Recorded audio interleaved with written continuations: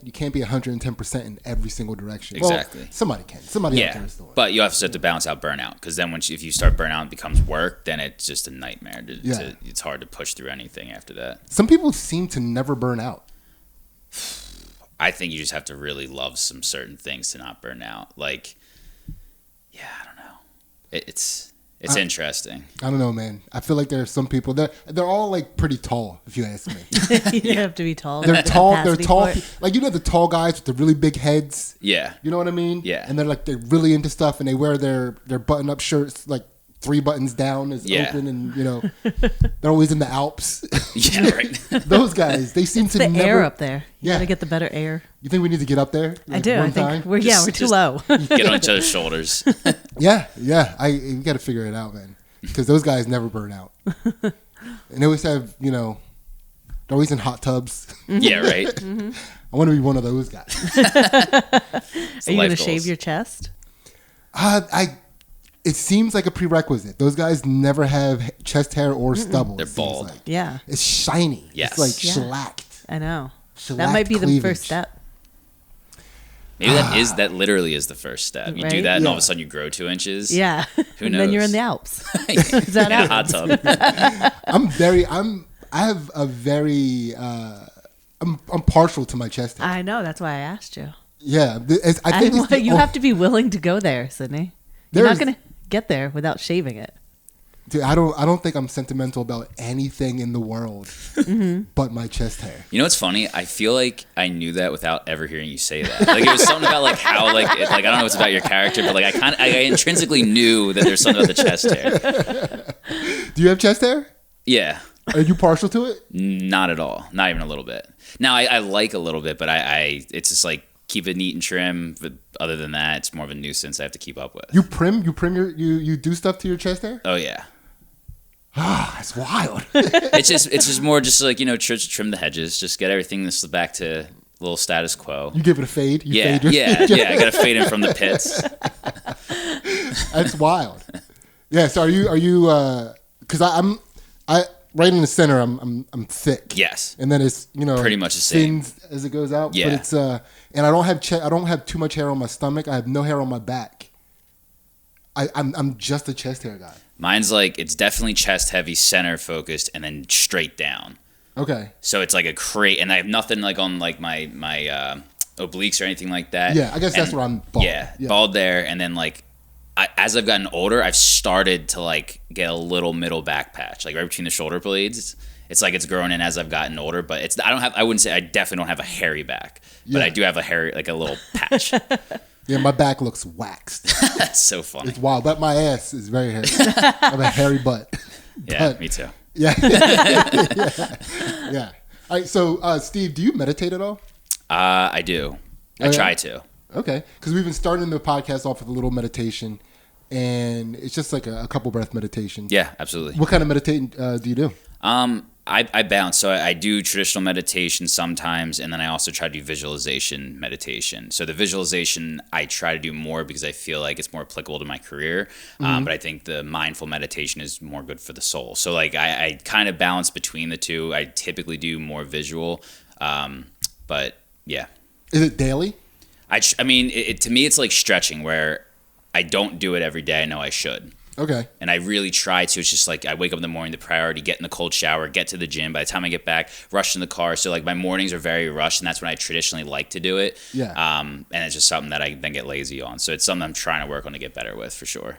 Yeah, it almost makes me laugh how much time I spend thinking about how I should have meditated. Right? Yeah, because you really only need 5 minutes. Yeah, And you could it's, get it it's done. almost a meditation in of itself. Yeah. It's I should have meditated. Oh, I should have meditated. That's my mantra, I think. Yeah. Yeah, but so we're going to do a quick meditation. Ansley, Sure. you want to explain this? All right, we're going to do a box meditation. So we're just going to breathe in slowly for 4 seconds and then hold it. And then breathe out slowly for 4 seconds and hold it. Mm-hmm. And we'll breathe in through the nose and out through the mouth. Thank Got you. it. Yeah. You're welcome. That's I don't know if you That's like for those of saying you at home that Yeah. are meditating along with us. Now you know that it goes in the nose and out the mouth. There we I go. always forget to say that. Yes. Yeah, so let's get it. All right, so breathe in. 2, 3, 4. Hold. Breathe out.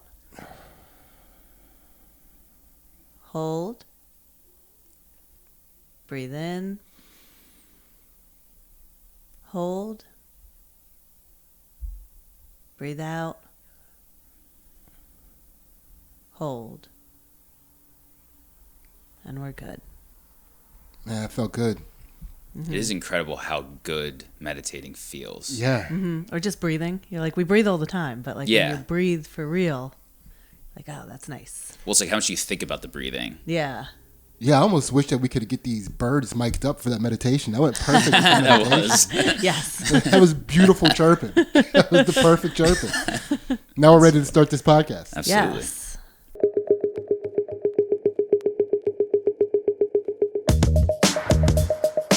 Welcome back. We did it again. The Chakra Poppers. We are back. Back in action. Here we are. They just can't make us stop doing it. No. We are unstoppable. Keep showing up. We keep showing up. That's I think 100% of it for us. 100%. Yeah. That's all you can ask for. Yeah. So I'm sitting here. I'm Sidney. I'm with my co-host, the world champion, Ansley. Hello. And today our guest is none other than Steve Roscioli. Yes. What is up? Did I say that right? It was Roscioli. It's but Roscioli? Yeah. I wasn't Okay. going to correct you. Yeah, man. I think in my mind, when I said Roscioli, I was like, that sounds too formal. You got to go back on the Italian. The Roscioli. Yeah, Roscioli. Yeah. That's what we're doing. You have to use the fingers, Yes. too. Yeah, I should, and I try to play down the hand movement on saying the name. It's Fair. because you don't have a mustache anymore. You can't say it. Like if you had your That's mustache. messing me up. True. Yeah, that was probably one of my more Italian features. Yes. Yeah, well, I got rid of I didn't get rid of it. I kept messing it up, Yeah. and I was at the It point, got really tiny. Isn't that the worst? You got a Hitler I stash. was and you're very- like, no. Yes. And I could not have a Hitler stash during Black History Month, or even like an asymmetric Hitlerish Yes. mustache. It Yes. just wasn't the time of year to Understood. have that type of mustache. So I'm bald for a little while until I figure I want to start doing a straight razor to get the tops, Yeah. to edge it out. Yeah. Because, I tried. I had this like desire to learn how to straight razor myself. So I ordered Yeah. all the stuff. And of course, I'm like, oh, I'm going to do the easy part first, right underneath my nose. It was like, cut. I'm like, I'm never touching this again. Go to my barber. I'm like, yeah, I tried to do this. He's like, what are you doing? That's like literally the hardest place to try to straight razor. I'm like, that goes figures. So and that's the only place I'm going to use it. Yeah. Ugh. Maybe I Good might luck. use it on my chest as well. Yeah. When I might sharpen it on my chest. Yeah.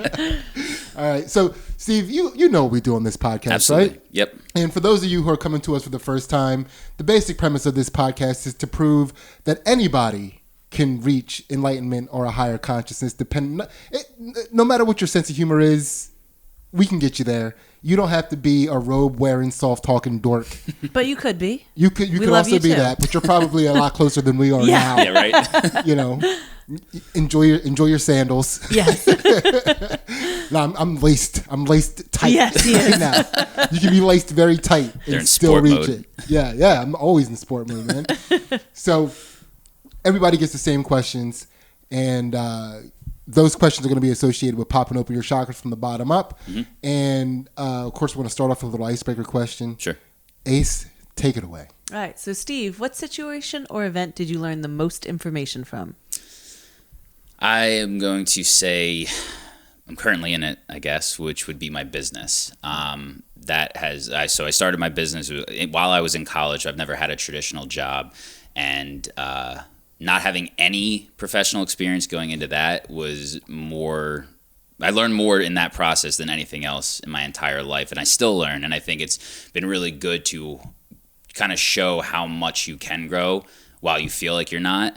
And that has kind of set the tone for me moving forward in terms of learning and being okay with not knowing and experiencing new things and always feeling like you're an amateur or feeling like there's a lot more to learn. What was like the biggest, like looking back on it, you were like, oh, we were idiots. Like, is there something that stands out? Yeah, I mean, if you want to go a technical level, it was thinking that we could do it with no money. Like that's the hardest thing in business is if you don't have any money to start with, you're just always behind the eight ball. It doesn't mean it can't be done, but it makes everything so much more difficult. Other than that, I would say, ironically, like thinking moving was an industry that we could really like change and make innovative.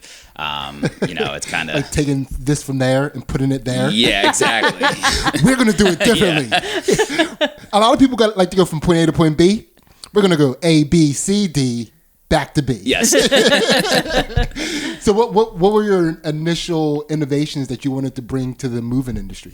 Well, we really thought in general, just coming from being employees, that the owner had a lot of influence in terms of how everything was going to be, and that if we could be better owners in terms of being more friendly with the guys and be more involved and be more caring, that they would just perform better because they showed how much, where we showed how much we cared. Which isn't necessarily the case. There's all jerks. Yeah. Yeah. They're turds sometimes. Well, not sometimes. I worked at a moving company before. I would say 99% of the staff was on probation. Yeah. I guess maybe 85% of them were in some sort of like ridiculous child support battle. Yes. It's so funny you say that, because I never thought in my life I'd get so many letters from CPS or all that stuff. Just like, hey, this person knows money, this person knows that. Like, wow, that guy has 6 kids and he's 26 years old. Like, and he hasn't mentioned a single kid. Not even one. That's that would be a lot of the times you would find out that a person had a kid on the day that the letter came to the job and he had to get spoken to, and then now he's all pissed off. Yes. Like, what are you so upset about, man? Fucking child support. You got kids? Yeah. It's I know, it was a shock. I just found out too. Yeah. So that's no, you said you never had a traditional job. Does that mean even going back to high school? Well, no, I had part-time jobs, just not like a career. Okay, just out of college. Like, correct. Out of college, you never had a traditional job. So what kind of jobs did you work in high school and stuff? So I bounced around a ton. So my first job, I was actually like 12 years old. I was completely illegal. I worked as a dishwasher. From there, I was a lifeguard. I worked construction. I worked in an ice cream shop. Mexican, white, Mexican. Yeah. You're just jumping ethnicities. I just need to try them all out. Yeah. But yeah, a lot of like labor type jobs, I would say. That was like the primary, realm that I was in. Okay. And then, so you get into the movement. That's what you are going to do. You're going to move. Mm-hmm. How many people did you start off your business with? So it was me, and I had 2 business partners. And were you actually doing the moving? Yes. Yep. Yeah. So we started off because we worked for a junk removal company, and that's what we wanted to do, junk removal, but we didn't have a truck, and we're like, all right, well, what can we do? It's like, well, why don't we do moving labor? So that's when Moving You started. So it actually started out just Moving You. Person would rent the truck. We would follow behind in the car. We'd do all the labor to load up the truck, go to the new place. Then got enough money. Then we started to buy a truck.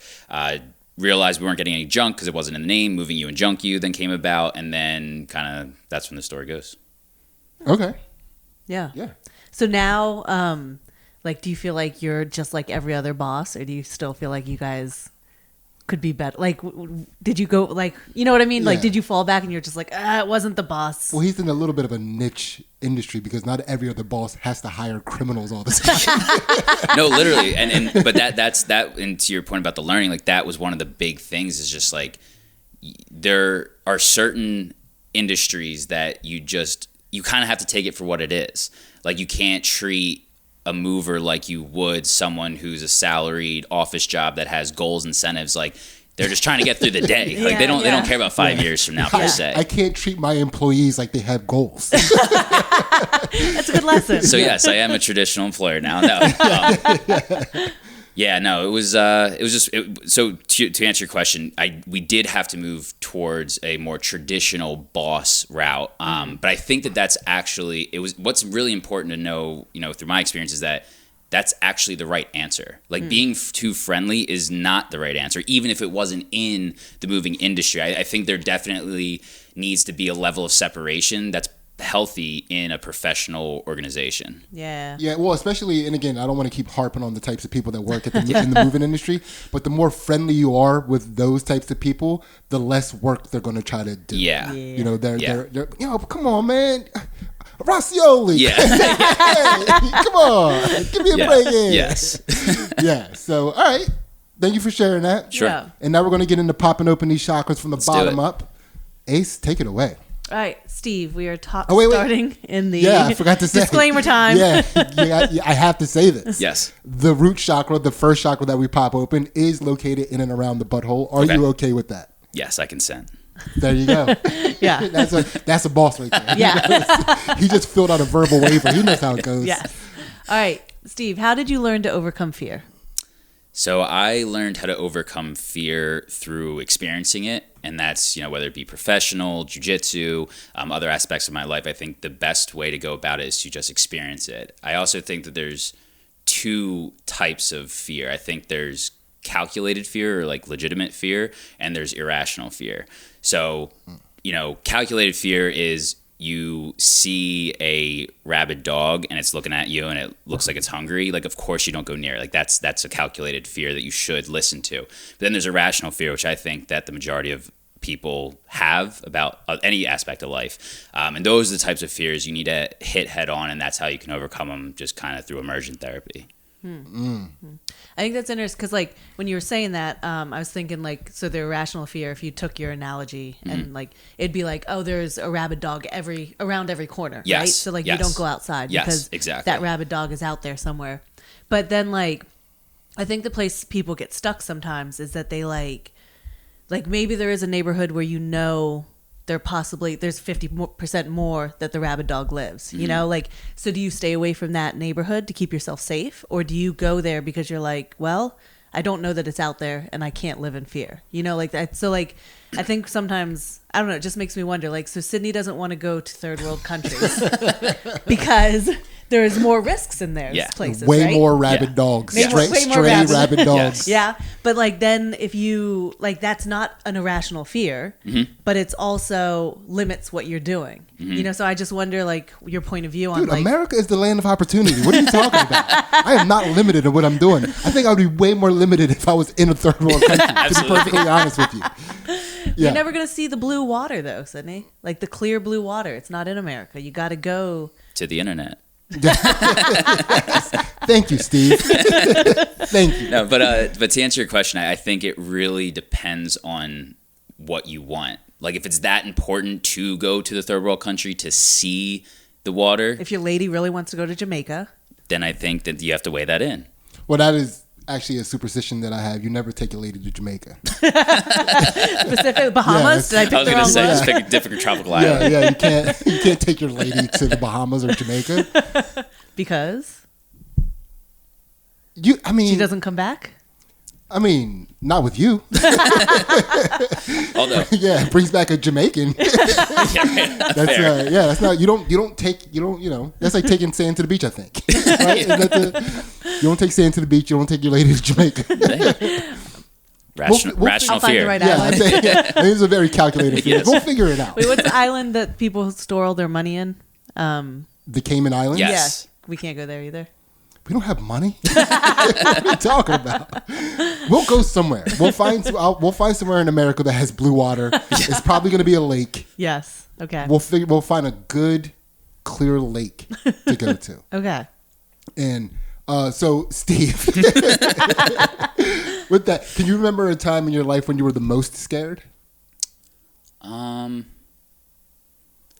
Honestly, I would say it would be more like at an adult level, because of course when you're a kid, like the most scared I ever remember being was I had a period of time probably when I was 10 to 12 years old where if I was not in my parents' house at night, I couldn't sleep, and I always thought there was something ready to get me. Like I would be in a friend, like it didn't matter. I would wake up in the middle of the night and not go back to sleep with paralyzing fear. But void of that, more in adulthood, I would say my biggest fear, honestly, was jiu-jitsu tournaments. Oh. And it's not a fear of like this, like being scared to do it. It was true anxiety like that. And I know you guys both get it, but like that itch in your stomach of like jitters and can I do this and did I make the right decision? Did I train? Like all that, like that, the fear of not being prepared for that, I think was in my adult life the greatest fear I've ever felt, like genuinely. Okay, now after doing the tournament, how would you calculate? Would that be a calculated fear or an irrational fear? Like before. So what was the fear before, and then what was the fear after?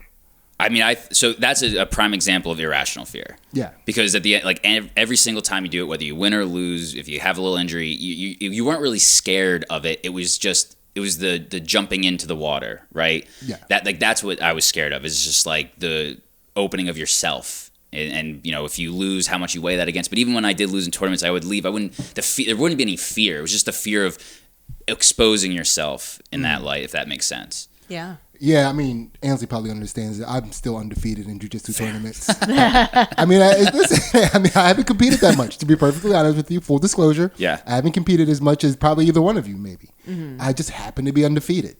So I can't relate to that side of the coin. Sorry. Undefeated is undefeated. Yeah, it's undefeated. I have an O on that column. Yeah, That's true. what it is. That is what it is. My bad. Stop being so good. My bad. Now, if I could get a little taller, get my head a little bigger. In a hot tub in the Alps. Yeah, I deserve a hot tub. I'm undefeated. So, all right, but I bet so. The way you overcome fear is by just experiencing it. Yeah, and I would say that's generalized to the 99% of fears in life that are irrational. Yeah. And so, what about the calculated fears? I mean, I think calculated fears typically have a reason behind them, and they should be avoided. Personally, I am fearful to go into the city nowadays. Now that could be partially irrational, but it's also, I don't care about going to the city. And so I don't really go there too much. Or like I was telling you guys before about the snowboarding, like it's a calculated fear of me getting hurt snowboarding. Well, re-hurt. Yeah, fair. Yes. You had a pretty traumatic injury snowboarding. Yes. Yeah, I did. I mean, because I also have a fear of getting injured snowboarding, but I've never snowboarded. Sure. So I've never been injured. So mine is kind of an irrational fear. Yeah. Same fear, but completely different side of that fear coin that you established.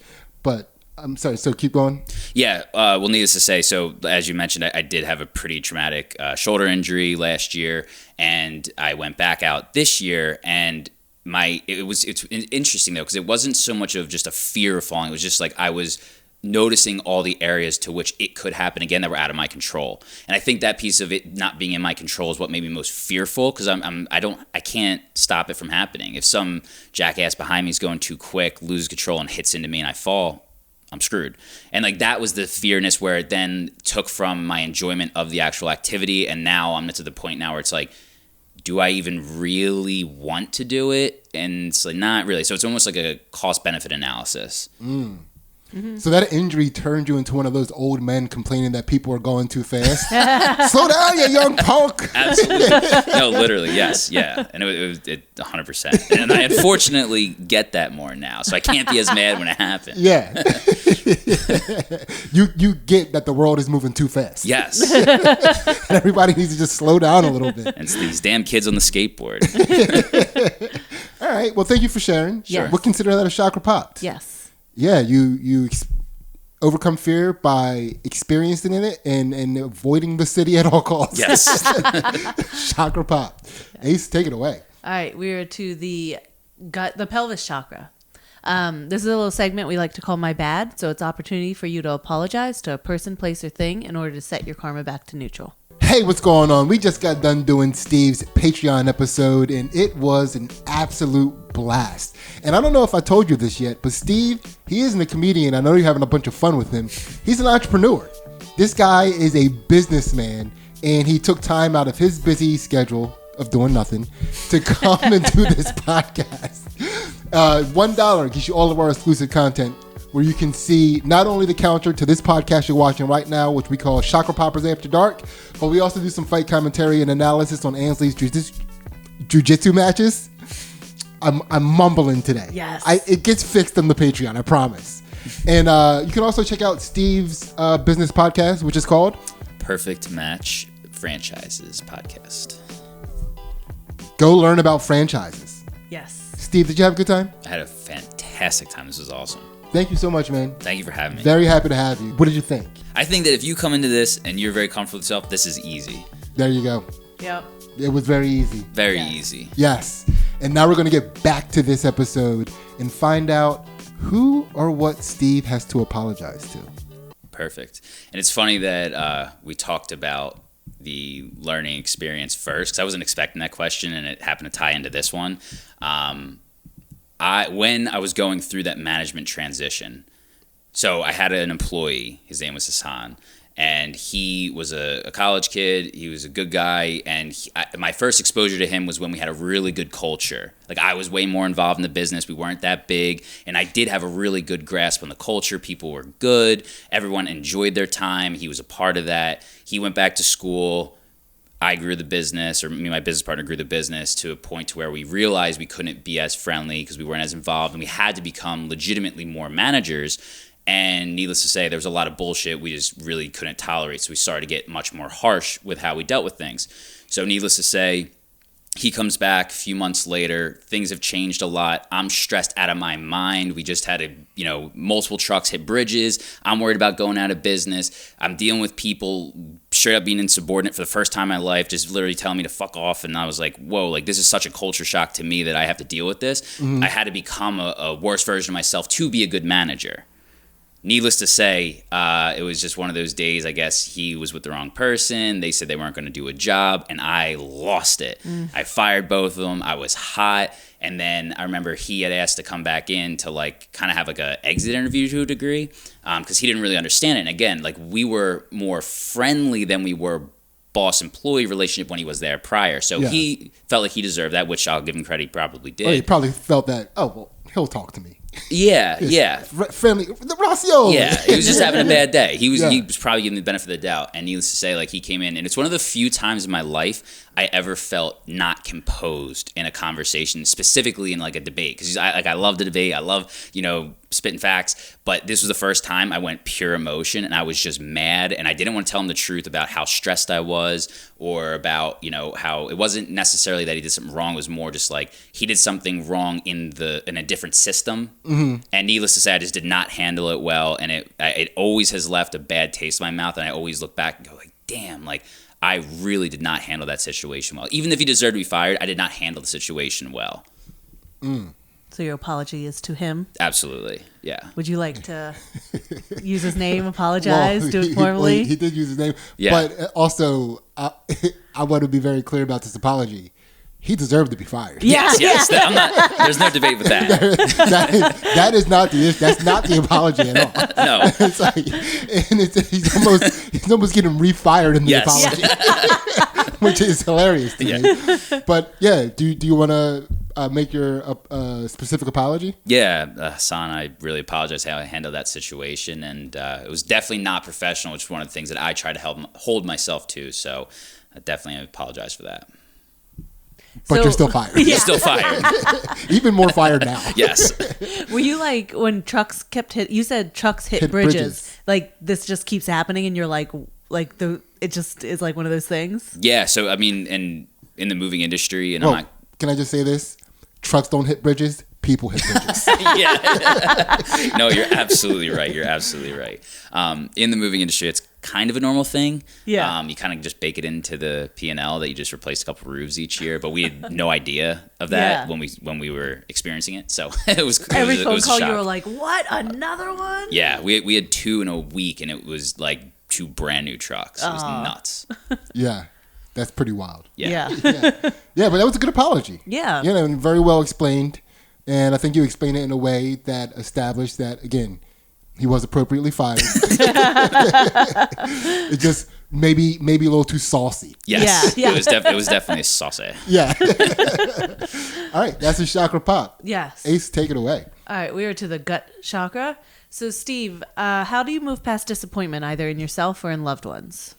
So I think disappointment needs to be handled somewhat analytically and thinking, did I do everything that I could have in this situation? Because usually it's either disappointed with yourself or someone else. So in any sense, you can only be in control of what you did to get to that disappointed state. And if you can look back and say, I'm disappointed in this person because they let me down, but I did everything to put myself in the best light and I did everything I could, then the disappointment can be handled well.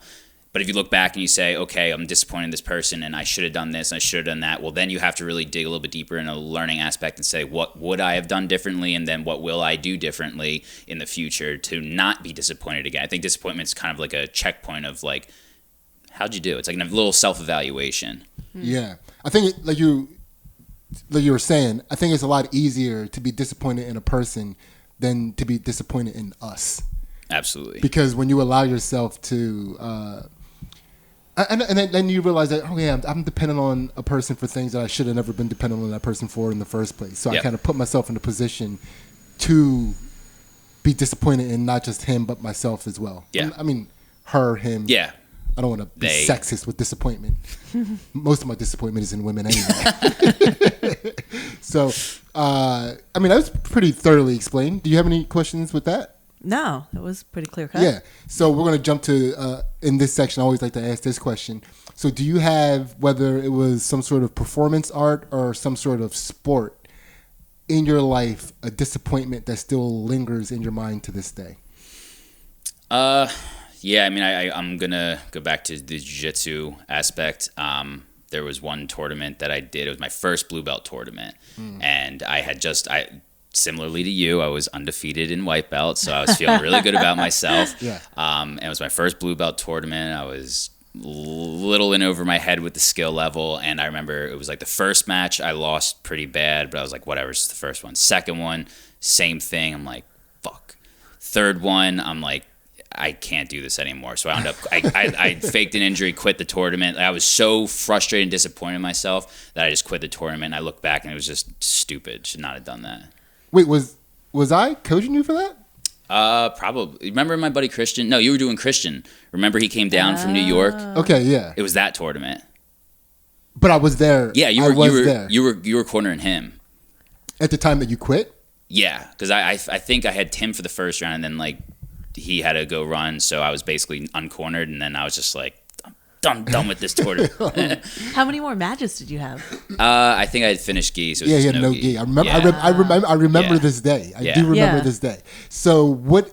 I don't remember was it a rib? No, I just said I was hurt. There was no injury. I'm hurt. I'm generally hurt. Yes, I should have said bruised ego. I pulled my ego. I don't need any ice for my confidence. I'm just gonna go. Yeah. Okay, that's now. What do you still think about that? Yeah, I mean, not on a daily basis, but you know, when I think back to, because I always like to be introspective and say like, where are aspects of my life that I was not happy with how I handled something, and how do I not do that again? That one was one because I quit. I came in with way too cocky, which is one thing in itself, but then quitting was another thing because you can't unquit. Once you do, especially like mentally, once you check, you never get that back. So all the other tournaments that I lost in, I still was like, yeah, I left it on the mat and it is what it is. But that one I gave it up, and that loss hurts way more than actually losing. Yeah, what were you going to say? I was going to ask, because you did compete after that, right? Because like sometimes with jiu-jitsu, like what we were just talking about like you learn from it and you know, what should I have done more of going in? But sometimes with jiu-jitsu, like when you just get your blue belt, sometimes you're just outmatched and you've got to go and you've got to lose, right? Like that's where you are in the cycle of the system. So I was just wondering, I was going to ask how you like process that, but I feel like you kind of answered it. Yeah, I mean, I think it was more... You know, you face the disappointment. I look back. To your point, I realized I was a blue belt, but I wasn't a blue belt. You know what I mean? Like you have the color, you don't have the skill. But needless to say, you analyze. You go back to. I took like a year off of competing. I didn't compete for an entire year, but it was calculated in the sense that I knew that I wasn't ready. Or if I wanted to compete, it was more just to see where I was at. But if I wanted to win, if I wanted to really be competitive, I needed to take time off and really develop skills. And the next tournament I went to actually was my last one that I won gold in. So nice. Yeah. Redeem myself. I have to say this. It's going to be on my mind for the rest of the podcast unless I say this. But when you said you had the like blue belt, but you weren't really a blue belt because you had the color but you didn't have the skill, that kind of reminded me, you ever go like you're on the basketball court and you see that one athletic black guy and you're like, oh, I want him. And you pick him on your team and he can't even dribble. Yes. It's like Stanley from The Office. Yeah. It's like, what have I done? How did I see this? Well, he has the color but he doesn't have the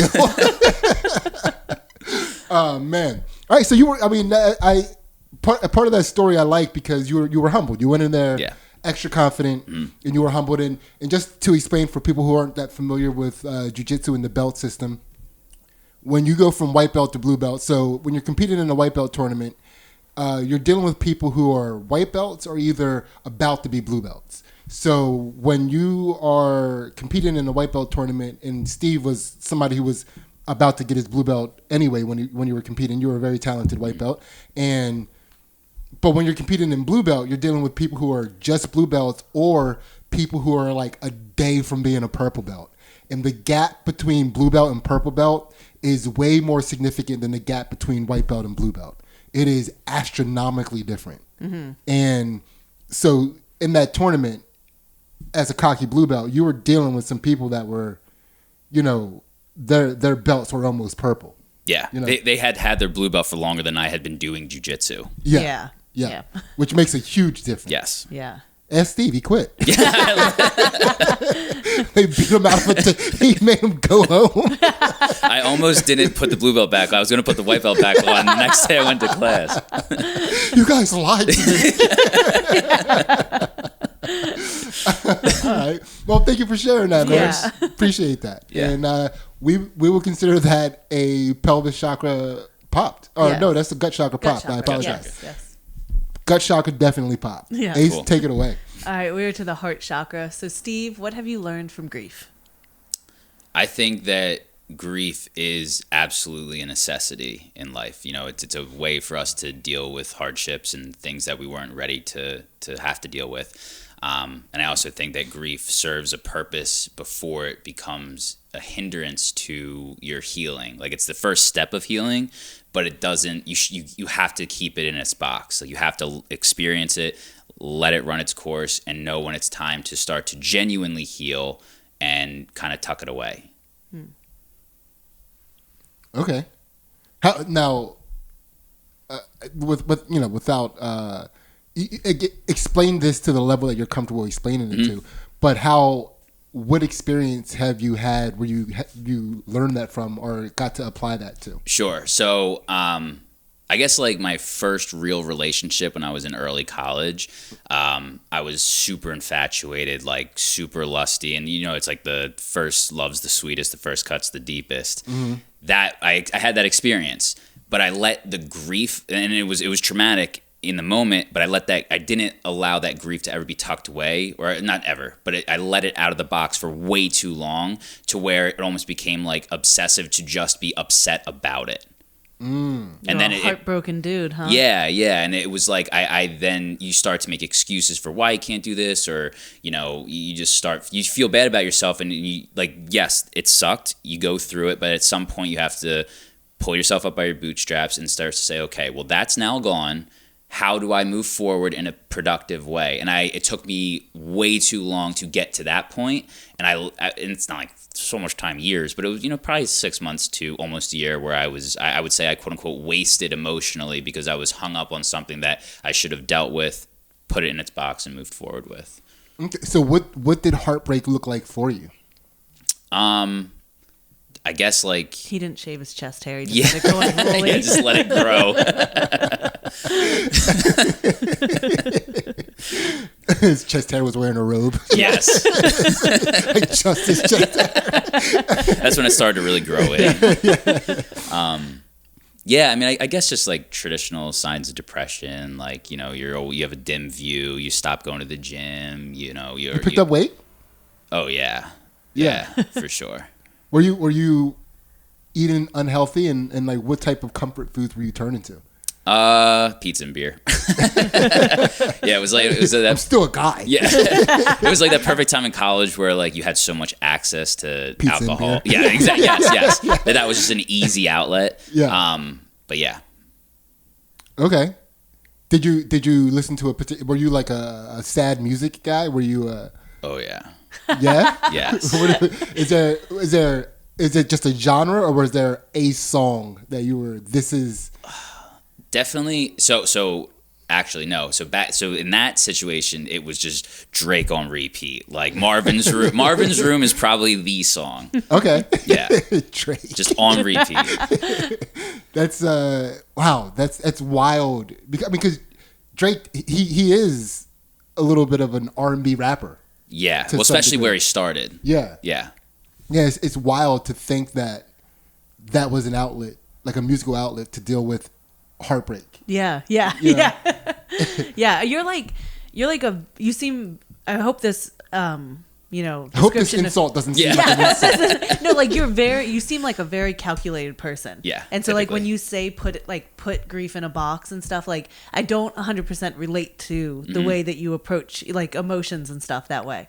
But like, does that work for you in all aspects, like of like other griefs, even if it was like if they're smaller or different ones, like you always you feel things and then you're like, nope, it's time, we're over this and I'm moving on now. Yeah, and I think like anything, and as much as I am calculated, that is who I am. That is how I operate. I do understand that that's not how everyone operates. So I like to use analogies that the way I experience the world, because that's the only lens that I can see it through. But to apply it to more of a hypothetical situation, of course, there's situations in life that warrant more grief than others when you experience them. There's not a definitive timeline of like when you have to just tuck the box away and then say, I'm not grieving anymore. But I think it's more of a self-awareness of it's time for me to start to heal. Mm-hmm. And that once you realize, it's like anything else in life. Like when it's like when you're a little overweight, you look in the mirror and you're like, I gotta hit the fucking gym. Like I'm just not. It's like when you have that moment, that's the time to put it in the box. Mm-hmm. And it doesn't mean that it goes away completely from that day on, but you know that you have to put it away in order to move to where you want to be. It's okay to be in a state of grief because of something happening, and it's a matter of when you realize that the grief is now hindering your production in life, where you want to see that change. Yeah, so you can't use it as an excuse anymore. Like, exactly. We're not falling back on this crutch. Yeah, and like I said, if you're still in the situation where it's like, no, I want to be grieving because I'm still feeling this, that's okay. But it's when it's like, oh well, I'm upset that my friends started to not invite me out. So well, yeah, because you're always upset, and that's okay. But if you're more now worried about getting back on track in life and getting normalized, then you need to. That's the tell that you have to say to yourself, okay, now it's time to put it away.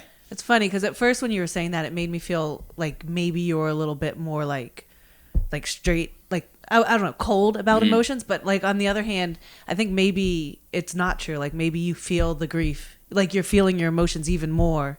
And so at some point you've got to be like, no, I've got to move on with life. And so like, it's not as, does that make sense? Yeah, he's going Drake. Yeah. He's like letting it wash all over. Yeah. Like I think he's like getting it all out. Yeah. He started from the bottom, now he's here. Yeah. So do you ever, with using the box analogy, like do you ever like go pull out a box and like revisit any griefs? Oh, absolutely. Yeah, I think, and it's more serendipitous. Like if I'm experiencing something in life that I know can relate back to a specific grief, it's easier to open up that file and again use it as like a learning thing. Like, okay, like remember how it was back then. If I was to go through another breakup, I could always go back to the last breakup grief box, pull it out, realize, okay, this is what I did right, this is what I did wrong.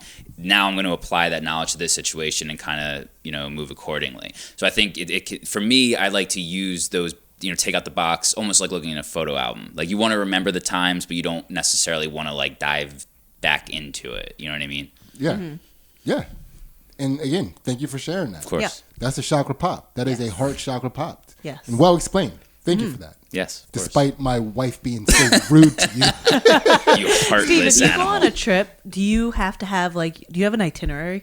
So what's funny? No. No. Like I'm very calculated in all aspects of my life besides fun. With Your fun, vacation, it's calculated though. It's like we have nothing. Okay. Like let's just go. Okay. Let's just go. I hate when I go on vacation and things are planned out to the tits. Like just let it happen. Like this is the one time for me not to be calculated. Let me just experience this. Yeah, he can let his chest hair down. Yes. That's when I don't trim. That's just like full. It's party time. Yes. It's margarita time. Let's go. Party in the front and back. Put a ponytail on the back hair. All right, nice. Ace, take it away. All right, we are to the throat chakra. So, Steve, what's a favorite lie that you have told or extra karmic points if it's still in rotation? So this was a difficult one for me because I really don't lie. Like genuinely, like it's like Jordan Peterson, 12 rules for life. Always tell or never tell a lie or always tell the truth, but at least don't lie. So I would say that where my lies come in are more just avoiding a question. And the situation came up, and I'm just using this as an analogy because I actually didn't think it was this bad. But remember, Sidney, when you came into jiu-jitsu the one time and you're like, oh, like I was messing with my hair and I totally fucked it up and look how crooked it is. You like screwed up your hairline or something. Remember that? Yeah, I remember. So my penis head. Yes. When I made my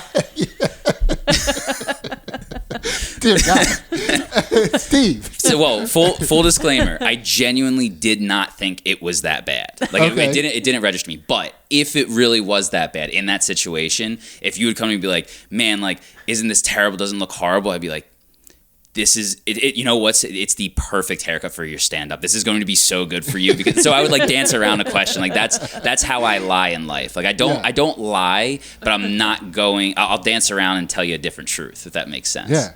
Wow. So you also open up other people's grief boxes, I guess.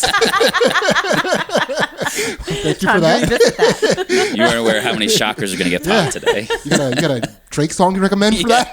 Marvin's Room. Yeah. All right. So again, you avoid being direct about things that might hurt other people's feelings. Yeah.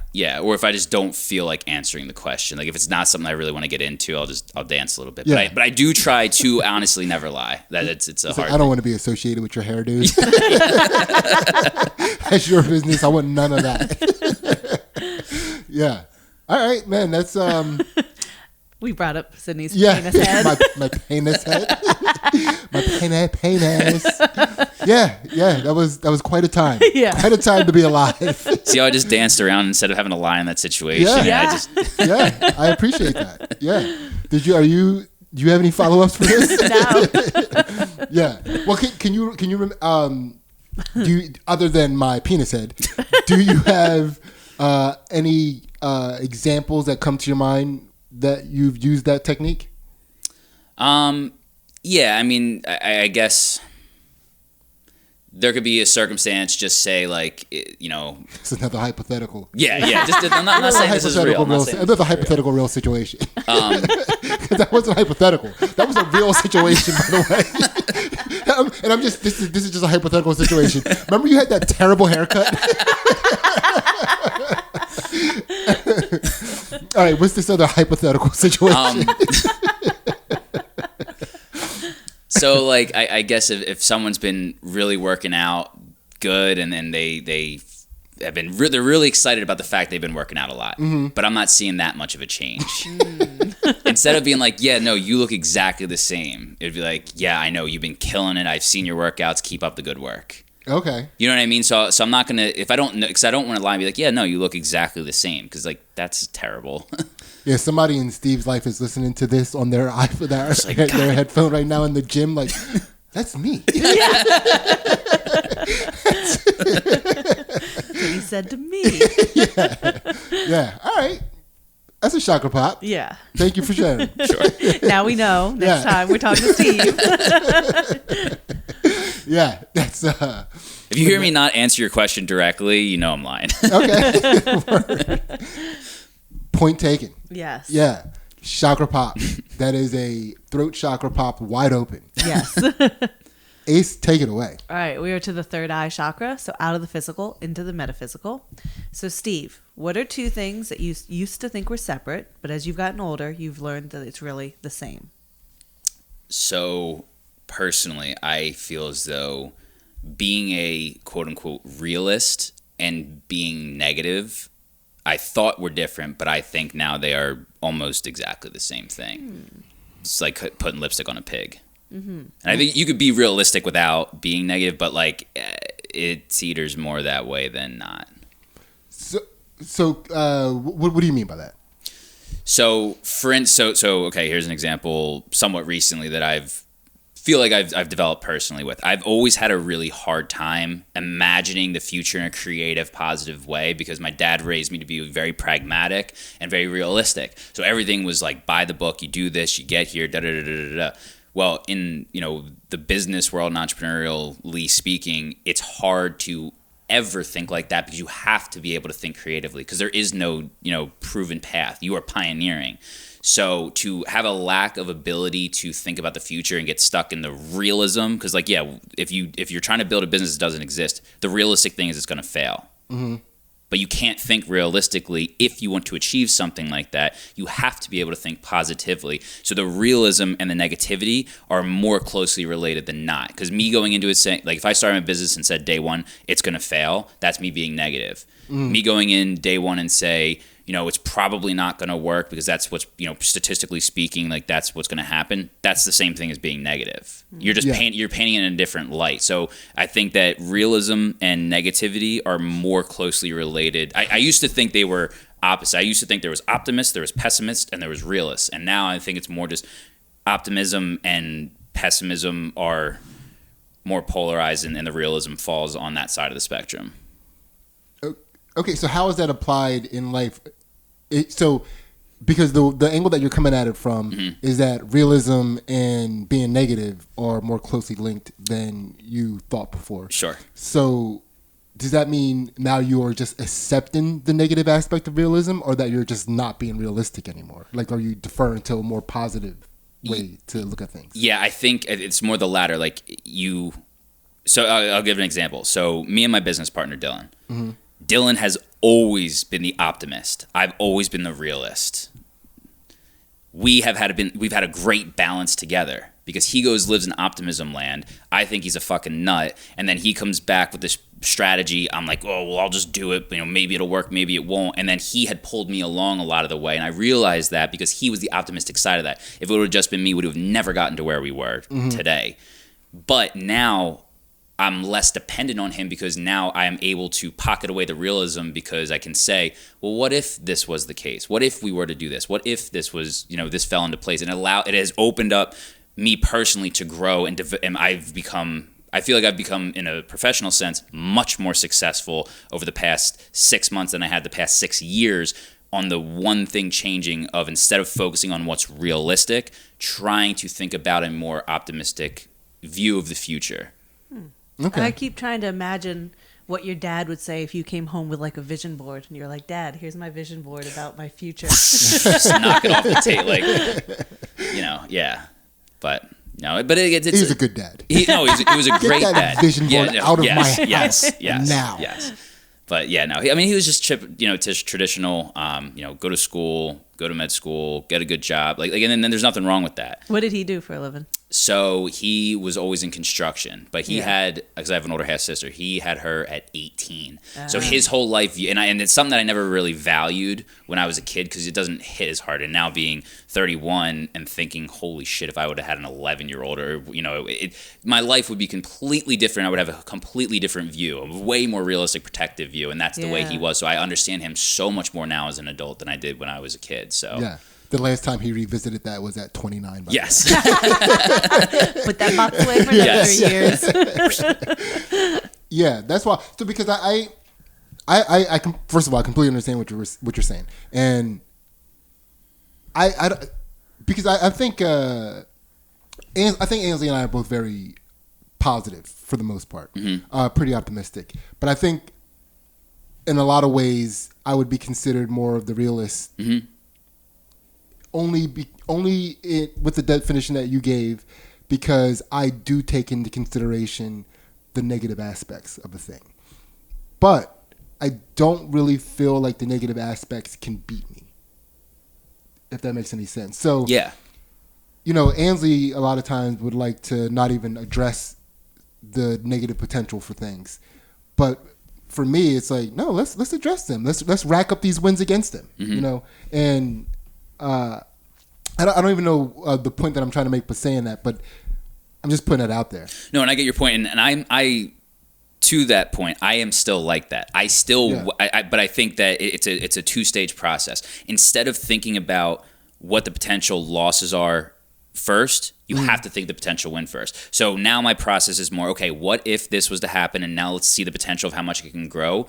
Then we'll do the risk evaluation. Then we'll talk about more the realistic, all right, how do we make this happen? for me, it was flip-flop. For me, it was let's figure out all the ways this won't work first before I can even think about if it was to work. So if you go about that creative strategy, you've put so many roadblocks in your way, it's hard to even think about it working because you've already put 15 negatives out to start with. So to flip that process around and say, let me be creative and positive first, build out what that potential ideal world looks like, and then say, okay, well, now what's the bullshit that we're going to have to overcome to get there? It's a whole different way of looking at it. And that's where I think about the negative versus realism. Steve was the kid in high school that was ruining the hey, let's take a road trip conversation. Yeah, it was. We don't even have gas money, guys. What are we gonna? Literally, no. Yeah. But you have asthma. Yes. Yes. All right. Well, I get that. Yeah. Just to make this even funnier.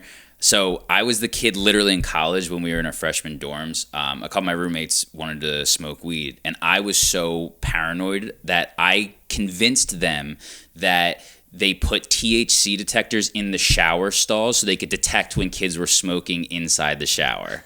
Like, that was where my head went. Yeah, I would have been like, are you on weed? Yeah, literally. Thanks for that. But that's just like where my head went. Like that's just where it would go. It's like what's every potential way I could get screwed here, and I'm gonna think about that first. Yeah, Man. that's pretty wild. Yeah. That's pretty wild. Yeah. All right. Well, that is a chakra pop. That is a third eye chakra pop. Let's go. Ace, take it away. All right, we are to the crown chakra. We did it again. Woo! All right, so Steve, tell us about one thing you can't give up and why, and what would giving it up mean? So I don't think I'll ever be able to give up in life the pursuit of becoming the best version of myself at something, whether it be professionally, in a sport, learning, whatever the case may be.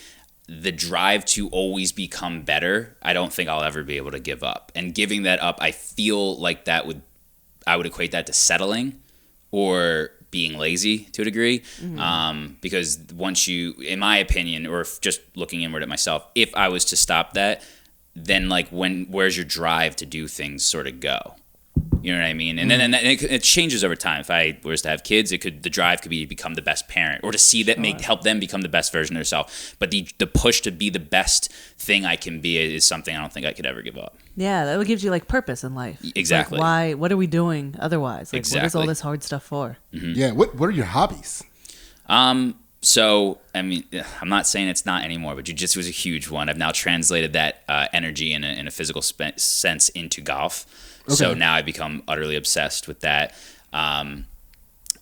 Obviously, business-wise, professionally, becoming the best version, not necessarily just making the most money, but making my career feel wholesome for myself while also making a lot of money. And then, what that investment portfolio then will grow into over time, and the strategy to get there in that capacity.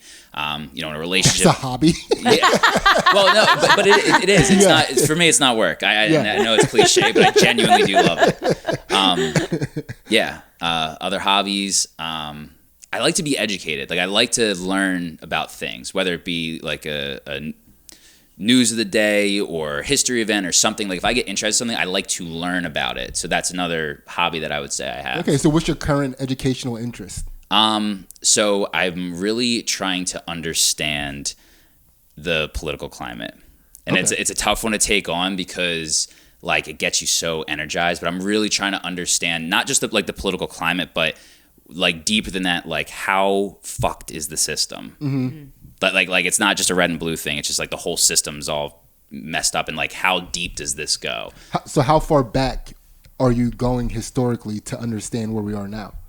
Well, it's I guess it's almost more so a anthropological type of study, because it's almost like the government's so screwed up, but then like people kind of just blindly flow with it. Mm-hmm. And like that's what's really like captivating me, is like understanding like how this could happen, because of course like America, land of the free, land of opportunity, and then like COVID put a huge wrench in the gears with like, wait a second, what are they saying that we have to do, and how are people just listening? So like I've just been trying to learn about, I guess I'm into conspiracies. Like I don't know, it interests me, not for the sake that they're conspiracies, but it's like I don't know, what if that was the case? Like, whether it be 9/11 or, Epstein's Island, whatever the case may be. You're like definitely into conspiracies. Oh yeah, no, I'm a tinfoil hattie. Yeah. But I like to think it's like an educated tinfoil hattie. I don't just I don't know. We all do. Yeah. We all like to think that. But it's more just like understanding how things got to where they are. Okay. There's a really fun book. It's a really easy book. I mean, you may have already read it or listened to it. It's called Fantasyland. I'll put you on to this. Okay. It's basically everything that you're talking about, but he talks about it through a historical context to explain how people can get to certain states based off of current political climates. Interesting. It's a really fun book. Yeah. But other than that, we did it. Yes. That's a chakra pop. That is a crown chakra popped. Mm-hmm. Steve, how do you feel? I feel good. It's almost like a therapy session, to be honest. Yeah? Yeah. Oh, yeah. Do you feel like you have reached enlightenment? I think that I'm on the path to enlightenment. He lied to us just now.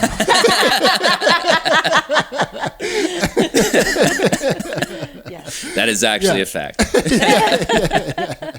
All right, and also I have to say this. Now you guys can check out our Patreon. Our Patreon, $1 gets you all of our exclusive content. By all means, you can pay whatever you want, but $1 is the minimum. It's the minimum. Yes. That's all you need. That's it. You don't only get the counter to this podcast. Hold on, I mumbled that a little bit. You don't only get the counter to this podcast, which we call Chakra Poppers After Dark, but we also do some fight commentary and analysis on Ansley's jiu-jitsu matches. Come check that out. And also, Steve, you have a podcast. What's it called? Perfect Match franchise podcast. Yeah, for all of you people with the entrepreneurial mindset, I mumbled that as well, but I'm not going to say it better. No. You say it. For all you people with an entrepreneurial mindset.